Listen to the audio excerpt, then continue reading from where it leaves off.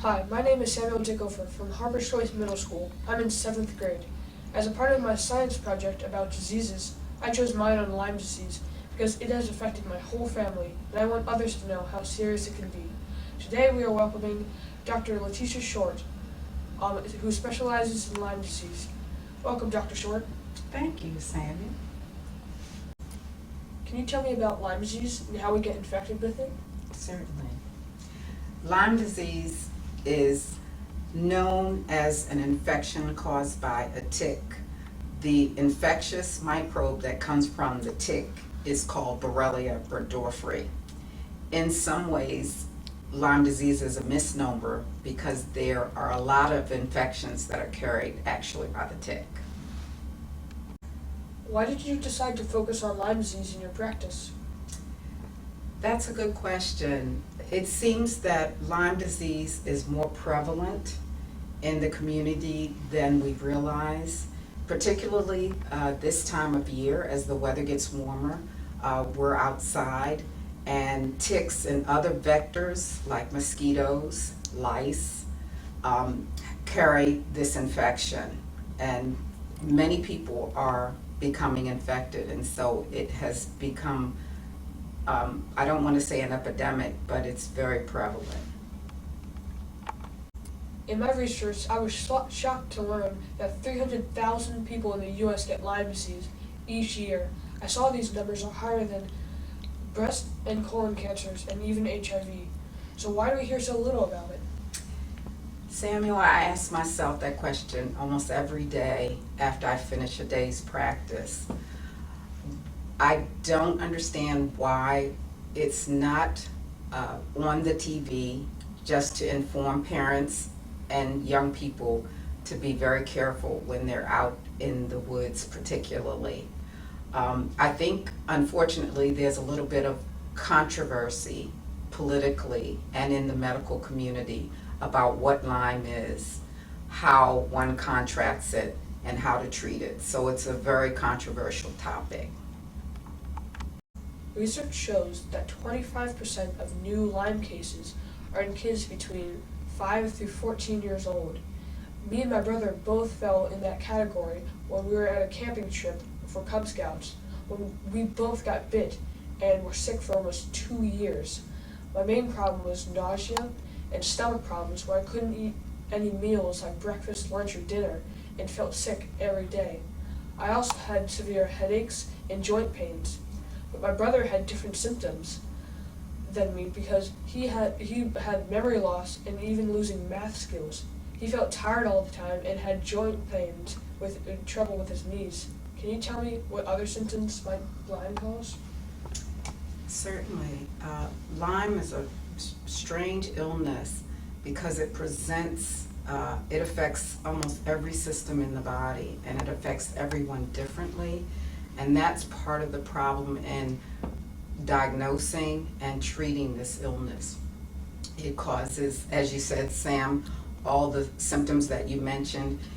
Many times patients present with flu-like symptoms. You are feverish, joint pains, achy, and you just want to go to bed. But you can also get severe headaches, severe nervous system problems like numbness, tingling throughout the body. You can get paralysis in the face. You can get severe sleep disturbances. You can even, as you mentioned, Sam, have cognitive issues, memory issues. You can't think. Some children can't go to school. There are a multitude of problems associated with Lyme. I've read that Lyme tests aren't always accurate and can miss people who actually do have Lyme. Can you explain that? Certainly. Lyme is a difficult diagnosis because the tests that we have are not always accurate, and that's because the disease changes in the vectors like ticks and mosquitoes. The bacteria, which it is, can mutate and change forms, and therefore the tests that we have aren't always able to pick up the disease because the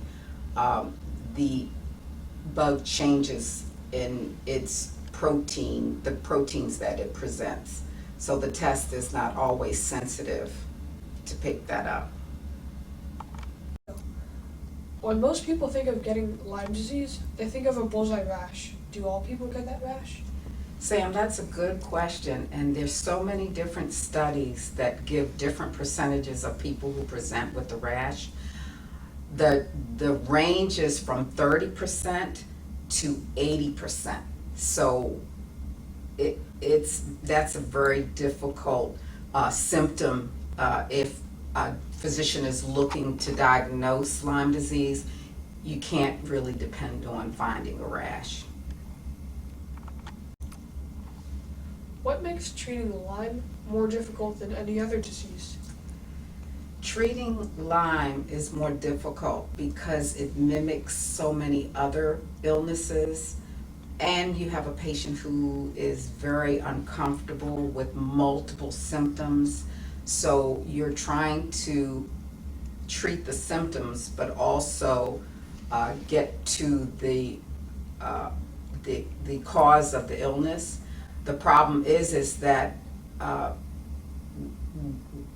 medical profession is trying to decide what illness it is, and so even though you may consider Lyme, it may not present, it may present like another disease, and so it's very difficult to tease out the different symptoms and whether there's more than one illness. And with Lyme also, there are other infections called co-infections that can come along with the illness. So it's a very complicated treatment process. I know you said it mimics other diseases, and after the tick bite, my brother was told he might have ADHD and arthritis, but when he was treated with Lyme with basic antibiotics, all of that disappeared.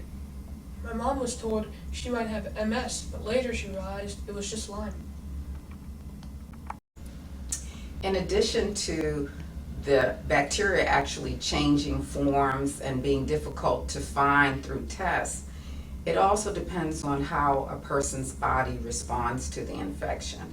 And some of our immune systems vary in their strength. So some immune systems can recognize it, and some immune systems have difficulty recognizing it. And the test actually measures your immune system's response. Finally, where can kids and parents get more information about this disease? That's a good question. I would start with, there's an excellent website, lymedisease.org.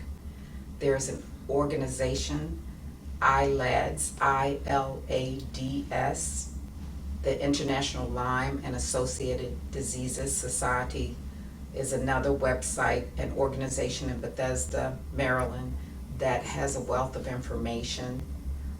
There are local groups. They're called Lyme Disease Association, LDA, and they're in different communities. There's an LDA in Harper County, Howard County, Annapolis. They're all over, in fact, all over the nation. I would also recommend a print, 40 pages online written by Dr. Joseph Burrascano, MD. They're called Treatment Guidelines for Lyme.